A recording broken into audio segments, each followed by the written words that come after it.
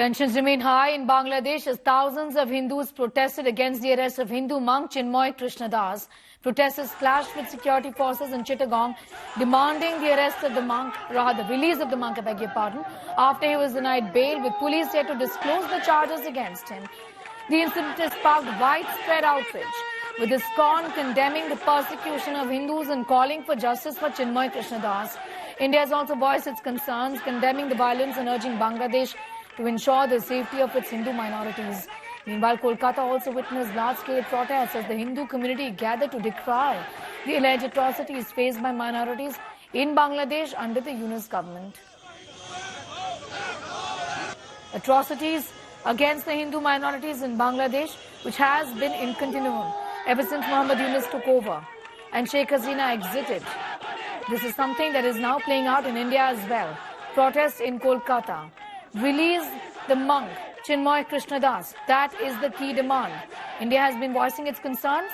BJP has asked the External Affairs Minister to take urgent action and do something about Bangladesh and the fact that the political dispensation seems to be supporting these attacks against Hindus.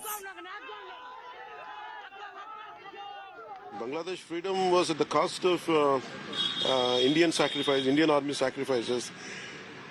And we are taking care of the minority situation entirely different. My only concern is when something happens in Palestine and something happens in any kind of any situation in Arab world, the entire one ecosystem very strongly will be in support of it. How come something happens to Hindus elsewhere in other than India? How come nobody responds within the Hindu community also? Getting in more details, Indrajit, but expected that these horrific developments from Bangladesh will play out in India as well, given that there are Hindu minorities who are affected. Chinmoy Krishna is respected, in India as well, particularly in West Bengal, in Kolkata, where these protests now have broken out, isn't it? Well, Sneha, as you said, it is obvious that it will have some ripple effect in India across the border in this part, and especially in West Bengal. The ruling BJP at the center will be out on the streets here in Kolkata today. Opposition leader Subhendu Adhikari would be leading a protest march to the Bangladesh Deputy High Commission in Kolkata to register their protest.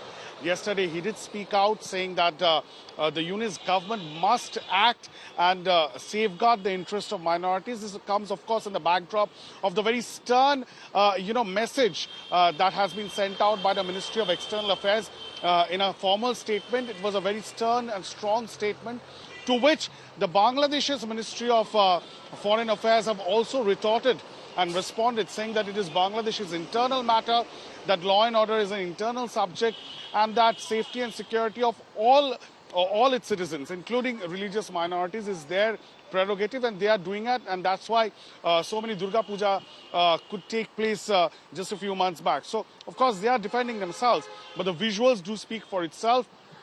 And the disturbing update, Sneha, that I have for our audience is that there will not be any revised bail application moved for Chinmoy Krishna today in Chittagong. Yesterday, the court denied him a bail. There was an expectation that they would move a higher court, but they will not be able to do that today because yesterday, during clashes, there was an unfortunate death of an advocate, Saiful Islam Alif. The Bangladesh administration has spoken about it. There are statements coming from the chief advisor, Muhammad Yunus's office also. And there are allegations that he was killed by a mob during the protest. Now, what has happened today is that the local bar association in Chittagong, they have called for a strike. So, the courts won't sit today. So there will be no renewed application that could be moved today.